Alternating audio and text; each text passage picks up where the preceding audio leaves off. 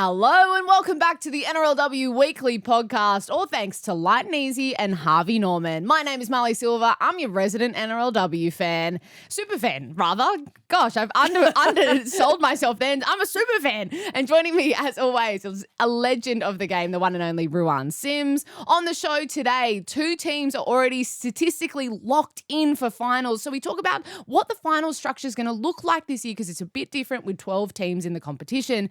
We also have Light and Easy Learning with Rue, what caught my sideline eye, and we give our tips and preview for round 9 of the NRLW. Rue, right now it is that time for the NRLW Weekly Medal where you tell us who your team and player of the round was. Yes. Hey, Marlee. So my team of the week, or the team of the round, I should say, is not a team, considering the start to the year, that I thought I would be saying would be getting a vote for team of the round. That is no disrespect to the Canberra Raiders.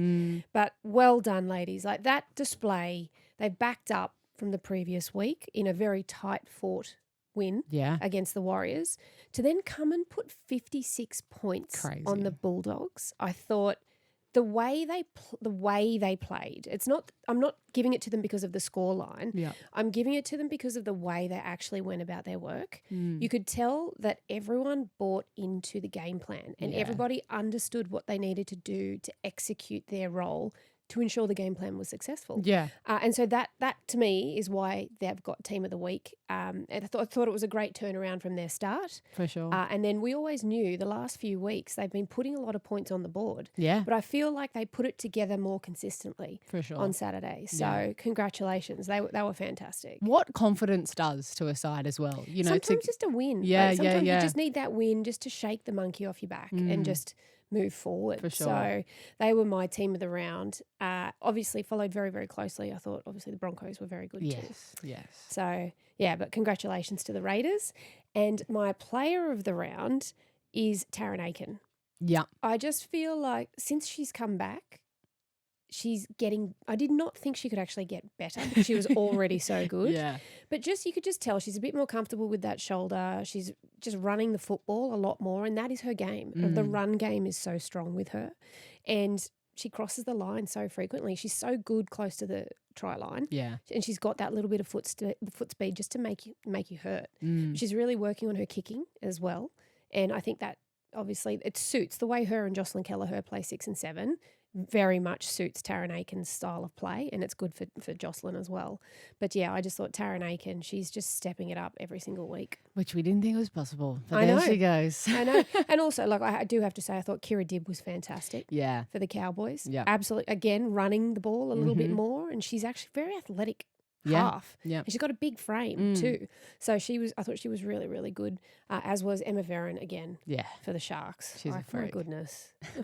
My goodness. But yeah, anyway, but it's Taryn Aiken this week. Well, speaking of Taryn Aiken and her Roosters, this segues perfectly into what we wanted to talk about first and foremost. Both the Roosters and the Broncos are 100% locked in for the NRLW finals. And I wanted to talk to you, Rue, because this is the first time we've had a 12-team competition, and it means that the way that the finals look is going to be unlike anything we've seen in the NRLW before. What can we expect? Yeah, so brand new. For the first time ever, 6 teams go into the finals. Previously it was 4. Even with 10 teams, it was still 4. And everyone, so all 6 teams will go through. Whoever finishes 1 and 2 will have first round off. So they'll get to rest the bodies. They'll get to really watch the other 2 games and identify threats with both with whoever wins out of those. And it's more so just that extra week, giving your body that time to refresh is really important coming into finals. And obviously the way the ladder stands at the moment, it does appear that it will be the Broncos and Roosters that will have that opportunity. Then it'll be 2 games played in that first round and again 2 games played in the second round, but they're going to be double headers. Which is really exciting. And I think that's great for fans because everyone can capture it all at the one time. You can get bums on seats, and I think it'll be fantastic. Obviously we don't know venues yet. However, I think that's really exciting having double headers for the finals for the women. So what it'll look like week 1 of the finals, it'll be 3v6 play each other and 4v5 play each other. Then the winner of those 2 will go into Playing round 2 1 or of 2. finals, and they'll play either 1 or 2. Yeah. And then obviously the winner of those will then move on to 4th of October. Yeah. Grand final day at a core stadium, biggest stage in NRLW. It's going to be fantastic. Yeah. But that's how the finals look this year. And I think it's great for the game. Yes. And particularly, like you said, and you brought this up off air, which is why I'm harping on it, the double header side of it. You're not stretching fans. No. You're not asking them to travel from one game and then get to another one immediately after, that you're in the same venue, you can capture everyone at the same time. And can you imagine how good the colour and the noise is going to be? Absolutely. You have 4 teams, fans, all in the one area. And you know what, I'd love to see, I don't know whether it's possible or not, but I'd love to see it at, say, a Leichhardt Oval. Yeah. Or somewhere like that. And we were just there on Sunday, and how incredible did the hill look when it was packed. So somewhere like a Leichhardt or like a Wynn Stadium or somewhere like that where everyone can be nice and close to the action. For sure. I think would be absolutely, even Belmore would be great as well. Absolutely. Sports ground. We saw the doggies got a fair crowd there just for their game. Yeah, exactly. And could you imagine if they push into the finals, they'll pack that joint. So that's what I'd like to see. 100%. And I have to say, because the women's finals start the week after. The first week of the men's finals, right?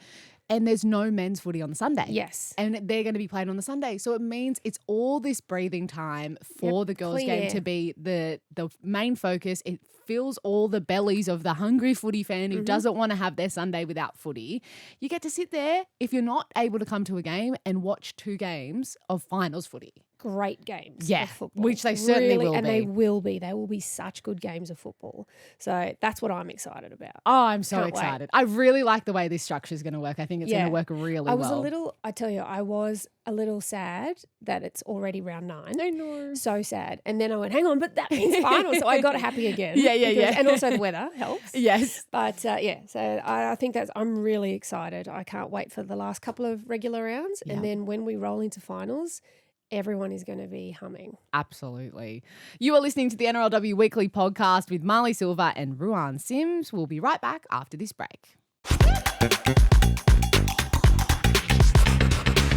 Well, I actually threw to a break a little bit early there, Ru. That doesn't matter though, because it's time for learning with Lite N Easy. From footy players to fans like you, Lite N Easy helps everyone to eat well, feel great, and save time for the things that matter most. Ru, what are we learning this week? All right. Well, I'm learning that you're keeping Jordan on his toes because he threw to that sting even though you threw early. Yeah, like he was on it. And he's just in the background nodding and putting the finger up. He's like, yes, number 1. Number 1. Number 2. And it's getting better. I wish we had a camera on him, honestly. And my Lite N Easy learning this week, I want to talk about markers. Mm-hmm. Now, I know I touched on it very briefly way, way back at the start of the season, but that was in a broader context of field splits and what that looked like, if you can remember what a 5-5 was, basically a midfield, then what a 6-4 was when it's just outside that post, and then what a 7-3 was when it's closer to the tram lines or within the tram lines. So marker play, obviously, the reason why your marker play is so important is because if you have a really strong marker system, you alleviate a lot of pressure on your edge defence. And now people might say, what do you mean? So what I mean is, say if you've got that 6-4 split where you've got 6 on the long side and 4 on the short side, and you've got 2 markers, what you can do, like what teams are trying to do is hold up that middle defence and get on, like back on your outside. Yeah. So if it's being played on the left, then what they want to try and do is get at your left edge. So the opposite, their right edge attack needs to drive in to basically where your 3 defender is, which is where your halfback. And they want to try and break it down there so they can get that short side, double up and just go again and strip you for numbers. So why marker play is really important is because if you've got really good marker systems, your first marker will generally always go open. And they'll go open and then what we call hunt. So they'll hunt from the inside, so they have to work really, really hard. What that then does is allows your A defender, which is your first defender off the ruck, to go a little wider. Yeah. And then everyone just shifts a little wider and you can shut down that threat without your edge defence coming under stress. Yeah. So then they still manage to get the numbers. And that's why your marker play is really important. So your first marker will hunt and get at that first receiver as quickly as possible, which then releases your inside defence to push wider and allow your edge defence to be able to have numbers and be less under stress. What also is really important, when that first marker gets out, the second marker, your job is to check the short side and then backfill that space where your first marker is getting out. Right. So your first marker, your initial threat is the ball. So you're on the 9 straight away. As soon as she passes it, you go. Yeah. As soon as that, so if it's off the ground, if it's off the deck and gone, you're gone straight away. Yeah. If she picks it up and tries to engage you, you have to be really passive and don't bite in on the 9. And then as soon as she passes it, then you go. Yeah. And then the second marker, you has to check that short side, get in, and then push. So that's when the ball's going open. On the flip side, if you've got a marker or first marker, second marker, if the 9 goes short, the initial threat, if you're sorted for numbers, say if you've got 4 on 4, then the second marker, it's really important that they tie in with that edge, and then you've got 5 there to solve that problem. Yeah. But you can't bite at the 9. You've just got to make sure that you stay connected.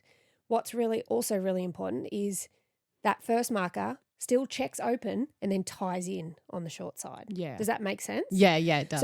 So that's when you're in your yardage, like that's when you're within the 2 sort of 20 meters, you're in that yardage space. You just got to make sure you work your marker system's really important so that your edge defense doesn't get stressed too often. It's going to happen, but that's why you have a lot of different systems to be able to solve that when it goes wrong. So sorry. Am I right in saying, like, from that discussion we had a couple of weeks ago when you were talking about the different numbers of plays on each side, and it, like, you were sort of talking about how really good hookers can kind of play that eyes up footy and see the gap when the markers aren't square or there's that gap behind. It's almost the reverse of that, of like how markers can be really tight and ensure that sort of play doesn't happen. Yeah, so your marker, so it's really important at marker as well. Obviously, I'm just talking about what their role is when they get out.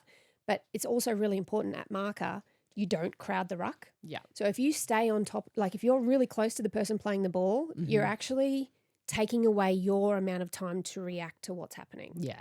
And so it's really important that when you get up, you'll see, it happens a little bit, but you'll see like markers go a long way back and you hear the ref saying push up, because the further back you go, the less distance your defensive line has to link up with you. Right. But also it gives you more time to make a decision when things are going sideways. Yeah. So that's just your general play. When that changes is on last tackle. So on last tackle, generally, first marker just hunts the kick. Yeah. It doesn't matter if it's on the short side. It doesn't matter what. The first marker hunts the kick because they're closer. Yeah. So they can get there quicker. And also, if there are any attackers in that lead line in the way, a la what happened with a couple of weeks ago in the NRL, that's where you can get things that go your way because that attacking player cannot impede your line. Yeah. If you have to deviate your line whatsoever to get around that attacker, it's a penalty. So you don't even have to touch the attacker, the person who's shooting to defend, sorry. So if you just force them to change their line, it's a penalty. Yeah. So that's why everyone is so gung-ho about just getting out of the way because penalty can be given. And if the referee is particularly pedantic that day, they will give it. So that's when that marker system changes, where the first marker will always hunt the kick. Yeah. And then the second marker backfills the space and then they go together. And then it just works off the back of it, so everyone else works. The other area that it changes is within your 10 metres. So if you're defending within your 10 metres, usually 10 metres, you can have 2 markers.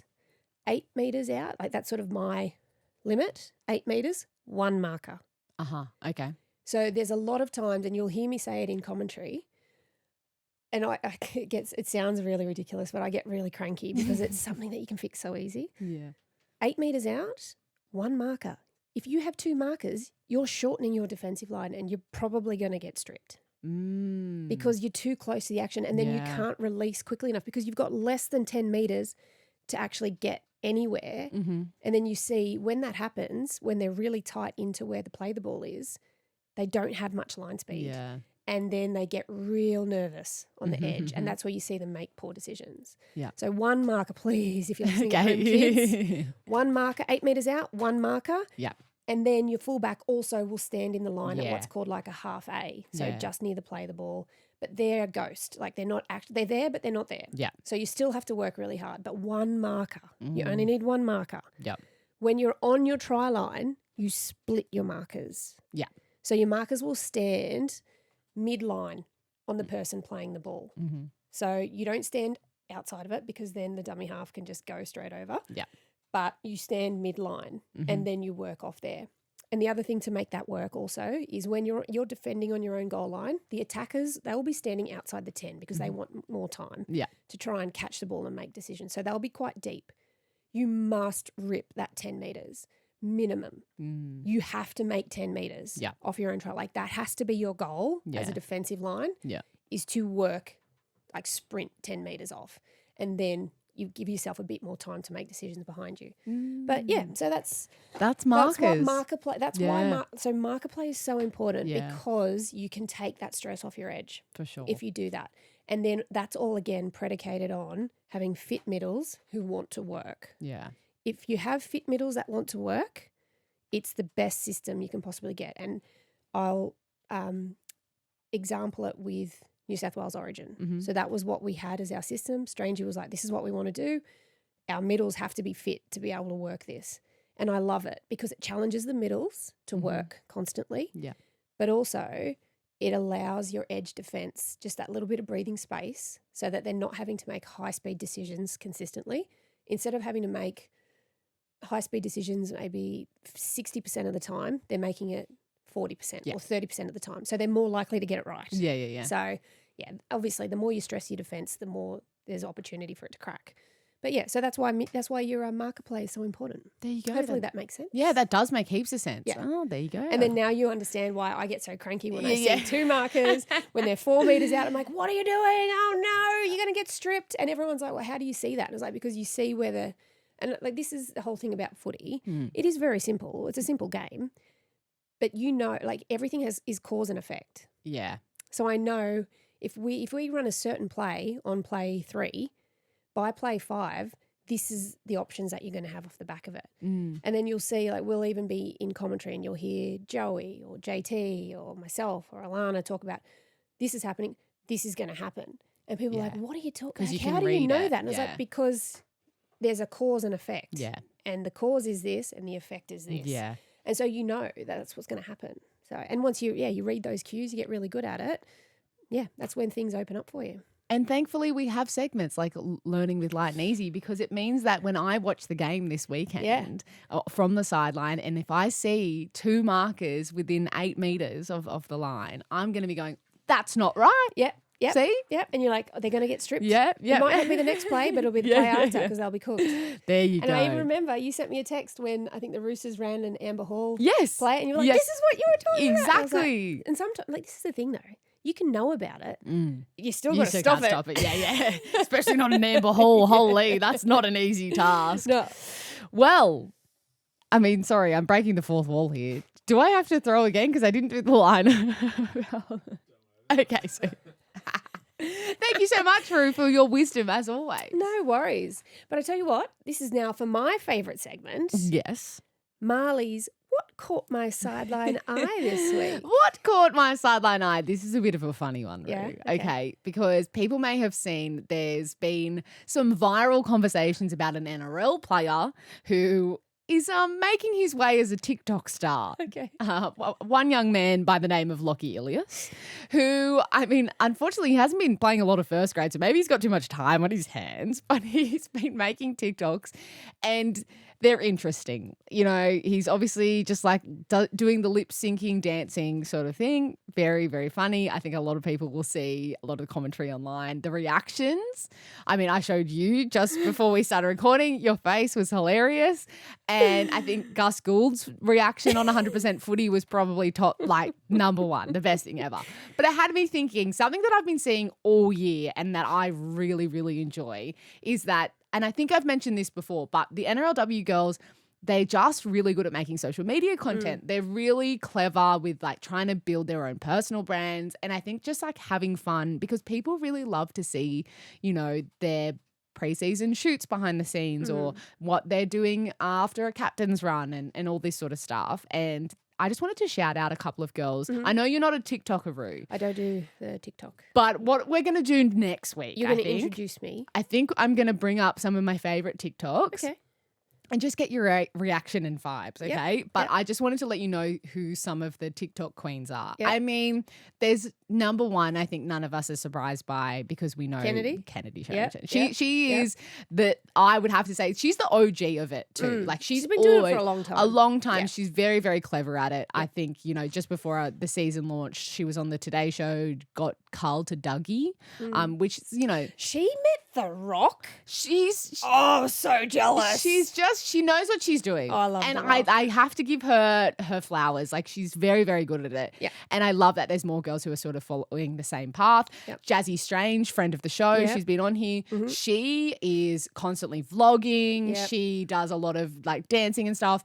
Her TikToks go really, really well. Yeah. And she's got a lot of the other Roosters girls involved. Rima Butler is killing it. That does not surprise me whatsoever. Yes. She just looks like she's having so much fun. And I think that's why I love this kind of content. Yep. Another young gun who I think I saw her social content before I saw her footy, Indy Bostock. Indy is really, really good. Yeah, that doesn't surprise me either. Yeah. So I actually said to her at Under-19's Origin, I see all the stuff that you're doing. I'm all about the content. And she had a really well thought out sort of educated answer of, well, we know whilst we're not full time, we have to build these other avenues. So building brand is really important. And I was like, oh my gosh, you're so clever. Yep. And just all through Origin, I think I'm surprised you weren't dragged into some of this, Rue, because Emma Veron and Ellie Johnston they were doing so much through Origin. It was going really well. And I remember saying to Emma in the preseason shoots, because I was kind of surprised because that's not usually something I would expect her to do. She goes, I used to think it was so cringe, but I'm like, no, this is really important. Like people really want to see this. Yeah. So it's this really cool movement that I love. So a For You page is what the algorithm feeds you on your TikTok, right? So it feeds you what it knows you enjoy. So you can imagine my entire For You page is just NRLW players. Right, nice, yeah. So this is why I know this. This makes a little more sense why mine is like dogs. Yes, exactly. So that's just to give you a bit of a taste. Okay. I think a lot of the people at home who follow NRLW will know exactly who these girls are. Yeah. I would love if any of you guys wanted to let us know who your favorite content creators are in the NRLW, what kind of content you like. I think the girls would love to know that too. So we can even share that with them. We can have that as part of our questions Exactly. We could even have a little segment. Yeah. Absolutely. But I just thought that's been on my sideline eye in my way too many screen time hours late at night after footy. See. But that's what I see. So I had to just share that with the people. Yeah, nice. And now that everyone's sort of seen what Ilias is doing, the girls have been doing a lot more. But I also love, and I think this is where we can get a lot of really good cross-pollination with sponsors who would not normally engage with rugby league. For sure. That would engage with these athletes and these NRLW sides and these representative teams because they are very open to doing that work and being engaged with their audiences that way. And I think it's really exciting. And I think it's smart. So smart. It's so smart. But yeah, some of these girls have enormous followings on TikTok and get hundreds of thousands of views and things. So seriously good investment for brands as well. Massive. Shout out to them. All right. Should we get stuck into some listener questions? Yeah. This one is from Eve. Eve says the Broncos and the Roosters look a cut above the rest. Is the gap between them and the rest of the competition a concern for the NRLW, or is this just a sign of how good the two dominant teams are?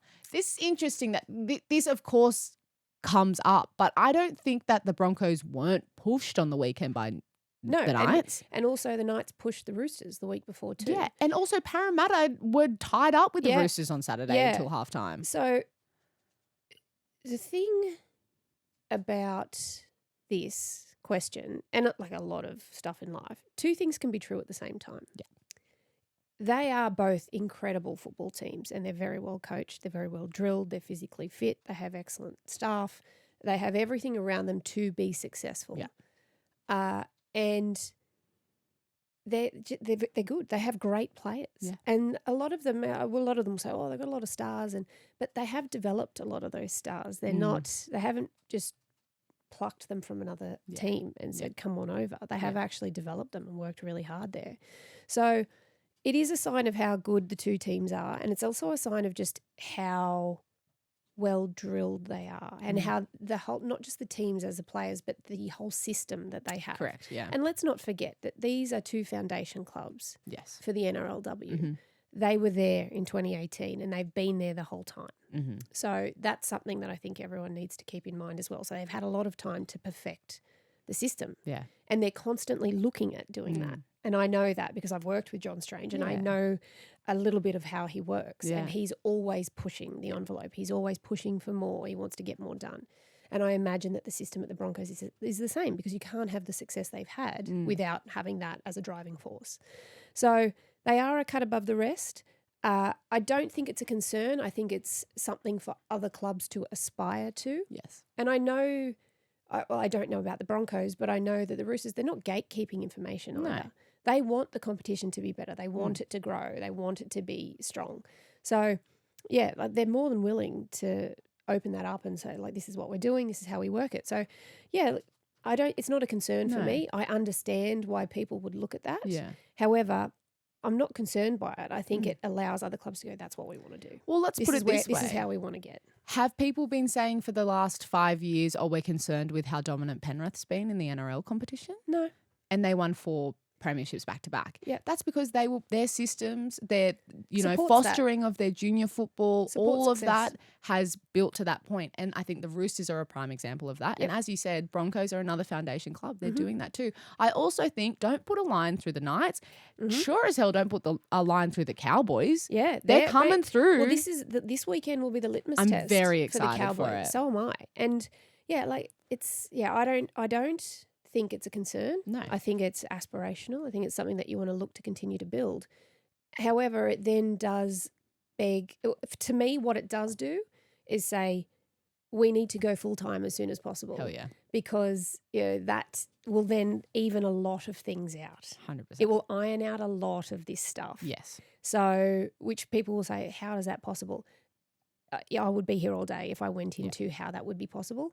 But if you make this a full-time competition where that's your job, you watch the product go off the back of it. Even playing field. Yeah, again, I'm not saying that we go to 17 teams next year. No. I'm not saying that. I'm saying we go full-time. Yeah. So we extend, and it'll happen it has to happen in 2028 because that's when the new CBA and broadcast deal gets done. So 2028, and it will even a lot of this stuff out. Because at the moment, the girls go to clubs because they want to get better and they want to be successful, but it's not their full-time job. No. So they still have to work outside of it. And fortunately, some clubs are able to provide jobs for some of these players. But if you go full-time and this is your full-time job, it changes the landscape completely. Yeah. So great question, Eve. Yeah. I'm not worried. I think it's aspirational for other clubs to look at. And I think it's also another push to go full-time. Yeah. Absolutely. Well said, Rue, as always. Let's get stuck into our round 9 tips. Oh, yes. My goodness gracious. Let me get my trusty notepad open. Well, the first game we will see this weekend for the NRLW will be down in Canberra. The Raiders back at home, which hasn't always been a place of success for them, but with the way they've looked over the last 2 weeks, you feel like they will be a threat coming up against the Tigers. Yeah, this will actually be a really good game. Yeah, I think so too. I personally think. And a couple of weeks ago, I would have unquestionably said Tigers. But I've really enjoyed if the Raiders are able to play with the same control and structure that they played with last week, I think they do it quite easily. Yeah. Because Samaima Taufa had probably her best game of the year. Zahara Temera, without doubt, had her best game of the year. She was seeing the game in slow-mo last week. Yeah. And she was just moving those chess pieces around, cause and effect. Yeah. Again, she was moving the Bulldogs around and just getting the looks that she wanted with almost every touch. Yeah. And I thought she was fantastic last week. So she was pushing for player of the round for me as well. But obviously Taranaki is a freak. So, but I feel like she'll be celebrating 50 games this week at home. 50 games. Pretty special. First ever Raider to hit that milestone. 5th player ever. And I just think, the West Tigers, they struggled a little bit with, and there's a very young halves pairing with Faith Manera and Jatea Faifua. And I felt like they struggled to get much penetration with their kicking game. And that is going to hurt them, especially because the Raiders have a very big pack and they'll roll. Yeah. So what you need to do is you need to kick early. You need to turn them around, make them chase, make them work out of their own out of the cage or the coffin, which is like that 20-meter pocket in the back. Have I spoken to you about that yet? No, but that's okay. Next week. Yeah, We'll okay, put there we that go. in our learnings for next week. Foreshadowing. Jordan? Yeah. Yep, he's got it. So I felt like they struggled to actually maintain their field possession against the Cowboys, and the Raiders have a much bigger pack than the Cowboys. So I think obviously Sala Tonga-Tuki and Kezi Apps will continue to work for them, and they'll push really, really hard. But I just feel like the Raiders will get a win at home for the first time in 9 games. Yeah. Something like that. It's something like that. Yeah. So I feel like the Raiders will get the job done. Yep. Okay. And after that, at Jubilee, I will be on the sideline for this one. It is the Dragons and the Warriors. This would be a really I good think this game. is very Actually, evenly all matched. The games yeah. this week are a really good matchup. And I think the Warriors will be smarting after that loss. Yeah. Even though they were very strong, they really took it to the Sharks last week. Uppy Nichols being back really helps them. Yeah. Harata Butler off the bench. She Phenomenal. being back in her home country has been such a revelation for her. Yes. Harata. Like she's just been something else. Yeah, without fail. Yeah. Without a doubt. And I've really loved seeing the best out of her. Yeah. Obviously, we had her at the Sharks a couple of years ago and we saw something in her. That's why we got her there. But she just looks so at home. Yeah. She looks really comfortable. And she's kind of owning a bit of that leadership role and cultural leadership role. Yeah. So congratulations to her. Yeah. Fantastic. And I think the Dragons will be smarting as well. Yeah. I think they know that last week was one they let slip through their fingers. Yeah. So they'll be wanting to sort of fix that up. And it's a hard game to call.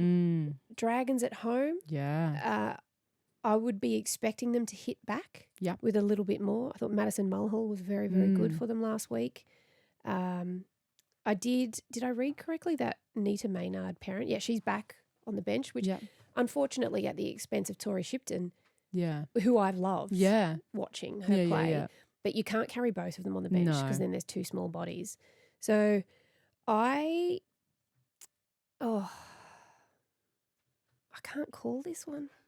It's a toughie. It's such a toughie. All right, I'm going to go with the home side. Yeah, my gut's saying Dragons. Yep. I'm the worst tipper of all time, but my gut's saying the Dragons will be there. I tipped all upsets last week, and guess who was wrong for all of them? I think I only got the Sharks right last week. Yeah. Okay. Well, hey, look, we can only well, I have no expertise. At least you have something in your brain that's going to ridicule away, people.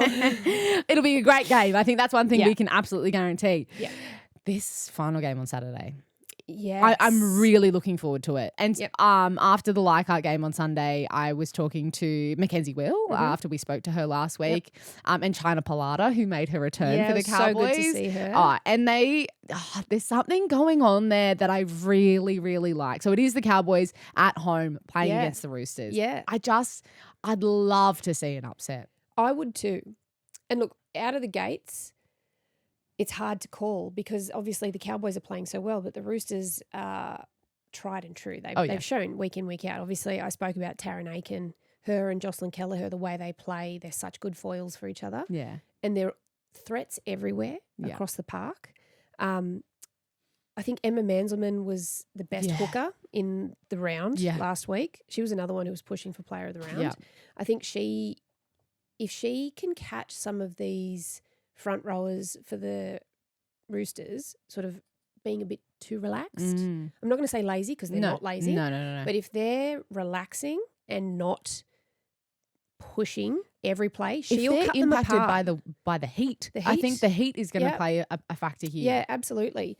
But I will say this, I spoke about it briefly last week. We saw the Eels, my apologies, we saw what the Eels did in the first half and the Dragons against the Roosters. Yep.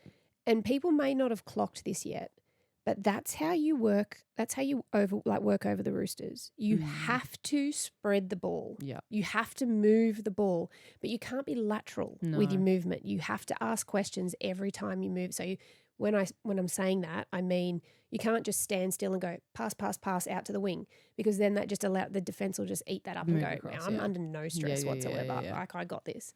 But your halves have to dig into the line. Your second rowers have to be hitting those halves. Yeah. If you're working over Taryn Aiken and Jocelyn Kelleher and Keely Davis, like if you work their spine over, they've got less punch in attack. Yeah.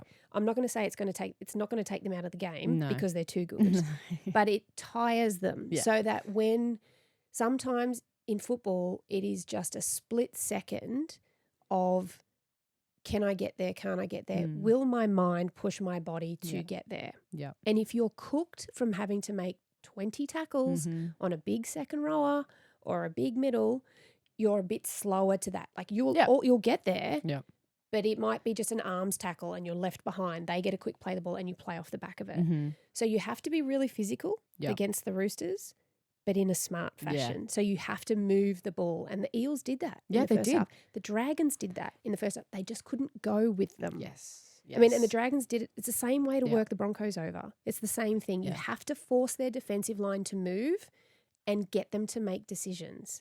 And that's how you start. And the Eels did it. Yeah. They just couldn't do it for 70 minutes. Well, this is what I was going to say. I think, both times we've seen, the couple of times we've seen the Roosters tested, the sides have just not been able to keep their foot on their neck for 70 minutes. Yeah. And that's what's going to be the difference. Yeah.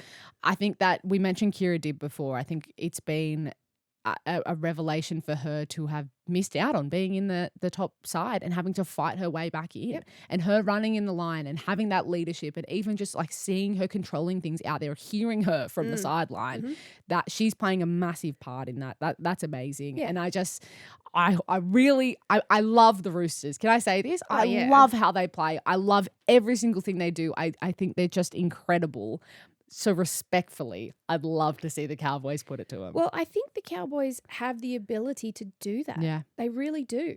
Because if you can spread them and force them to make decisions and get a bit scattered, which is what the Eels did, then you get the kick of Kira Dibb turning them around and forcing them to scoot back, get behind the ball. Because I know what Strange is like. If you're a forward and you're not behind the ball by the second, you're in trouble. Yeah. So they have to work hard to get back there, and you force them to do that consistently.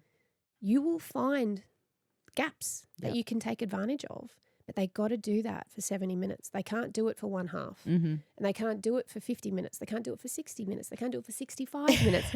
You have to do it for the whole 70 minutes because this Roosters outfit have so many players that can hurt you or burn you with the flick of a switch. Absolutely. So, look, I would love to see the Cowboys, if they can play that style, I'd love to see them do that. But they have to do it for 70 minutes. Yeah. And I don't know whether they have 70 minutes in them, even in the heat. But I'd love to see it. Yeah. I'm saying Roosters for this. Yeah. However, anything's possible. I'd be blown away if the Cowboys played that style for that 70 minutes and got the W. Amazing. All right, let's go to Sunday. First up on Sunday will be the Sharks and the Knights. Yeah, another really good game. Very good. Again, teams in the top 6. This will be a really big test for the Sharks. Yep. Really, really big test. And it'll also be an opportunity for the Knights to hit back too, because they want to really solidify themselves in that top 4, say, and they want to get as high as possible. Yeah. So because obviously finals is just around the corner. I was actually so impressed with Georgia Hannaway at 9 last week. Thought it really suited her. And because she's not having to defend out wide, she's defending in tight. She weighed way more tackles. Yeah. But even when she got bumped off, she just got back up and got straight back into it. So I thought she showed a real toughness there. And I think her at 9 suits the way the Sharks want to play. Yes. It just means that everybody else has to be on the front foot, because if she sniffs half a thing, she's gone, and she's so quick. Yep.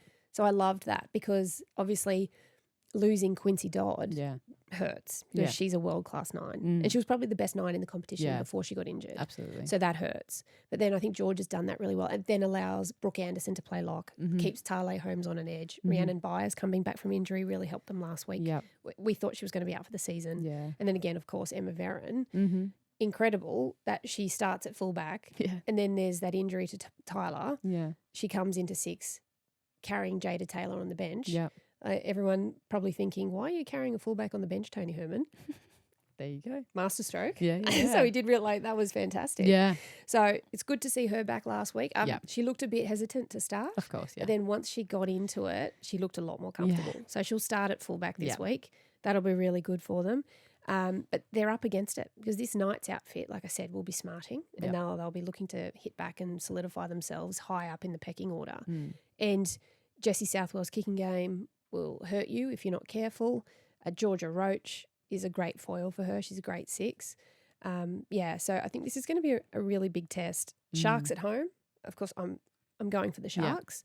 Their bench is going to have to add a lot of punch when they come on because I think that's where the Sharks can probably get it over on the Knights is using their benchies. Yep. Okay. Oh, that'll be a great game. And then we go into another one where, I mean, it does. I hate to say this. You know, I hate to say this. It does look like the Dogs. Something's just slipped off. Is it? You know, I'm interested to hear what you think is happening with this Bulldogs side. To have just lost some of that momentum that they started the season with, but they come up against the Broncos at home. Huge task. Yeah, huge task. And the thing that people probably don't realise is the grind of NRL football. It wears on you. Yeah. And they're a new club. They're with young players and new players. They've had injuries that hurts them. Yeah. Missing Ash Quinlan last week. That was a clear gap. Huge, because she owns that left edge and it allows Taylor Preston, where Taylor had to do a lot of the manoeuvring last week. But they still scored 26 points. They still scored points. It was the defence that they struggled. I think they look a lot more, the lineup looks a lot more settled this week for the Bulldogs. So to me, I don't think they've fallen off a cliff. I think they started with such energy and the way they want to play their football, it's hard to maintain. Yeah. That scrappy fight for everything. It's hard. It's hard. It's great, but it takes time. Yeah. It takes a little bit of time. So I'm not disappointed and I'm not concerned. I think it just takes time to really get that ingrained. Yeah. And again, this is another argument for it has to go full time because then these players will get used to doing it and your body just gets used to it. And I reckon if it was a full season, they'd have this lull, middle part of the year, and then they'd ramp it up again for the back end of the year. And look, it's true for every team. Yeah. But just so to give it some perspective. Yeah. Ash Quinlan back is huge. Yeah. I think Alexis Tavernier back is huge for them as well. She got through a ton of work in her first game back last week. And I think it then allows Tekka to sort of be more of a ball runner. But he has named Alexis at 10 and Tekka at lock. So we'll see how that progresses. They're up against it because this Broncos outfit, very good across the park. Their forwards are so strong and their bench is really strong. And that's where a lot of the disconnect happens because we see a lot of teams can go with good clubs in the first half and then it falls off, it peters off in the second half because that's your bench and all that sort of stuff comes into play. So look, it's going to be a really big test for the Bulldogs. Yeah. I think the Broncos get this one done, especially because it is at home and it probably will be a little bit warmer. Yeah. I think the Broncos get this one done, but I do feel like the Bulldogs will push them this week. Okay, that's good. The last game of the round was staying in Queensland, the Titans and the Eels. Yeah, well, this will be another great matchup. Yeah. And the Eels, as we saw, pushed the Roosters for the first half last week. Titans had a really good win, kept the opposition to 6 points. And I actually think that Talia Fuimaono, she's... from not playing the first half of the year, she's owning that role now and she looks great. Yeah. So I think just for me, especially I think it might unlock Lauren Brown a little bit more, having Fui just sort of own that left edge on the short side and let Loz just sort of scoot around a bit more and do some more kicking. And Yeah, I think and Sienna Lafipo is probably one that doesn't get spoken about that much. She's been phenomenal. Yeah. Especially through the middle. Like she's very classy, very skillful. And for a front rower, she's playing front row. Yeah. But she started as a half. Yeah. You know, she's played everywhere. So I think as much as I'd love the Eels to get the W up there at Robina, I just feel like the Titans are just sort of hitting their straps at the right time. Yeah. And I think they'll be a bit too classy for the Eels. But again, you know, your Elsie Alberts, your Rachel Pearsons, those guys are just going to continue to work all day for the Eels. And actually, I will say Chloe Jackson had such a great game last week. Yep. And at first I thought it was a little bit strange, her coming off the bench. But obviously Boss Kapua, a good player, bigger body. But when Georgie brought her on, she changed the momentum of the game for the Eels. And it really showed that sort of game plan I was talking about where you spread it, but your second rower is the one that breaks it down. Yeah. And like she was making some runs that were like 40 metres, 30, 40 metres, and she was really asking good questions. So I hope that she does that again this week. Yeah. I think that'll be a really good thing for the Eels, but I just feel like the Titans might get this one at home. For sure. Oh, we're in for another great round, aren't we? I know. Can't wait. Time is just slipping away. Thank you for your expertise. As always, thank you for listening to the NRLW Weekly Podcast. We love hanging out with you every single week. We'll be here all the way through till the week of the grand final, which is very, very quickly racing towards us through. As always, I'm Marlee Silva, your resident NRLW fan. Thank you to Ruan Sims, and thanks to Lite N and Harvey Norman.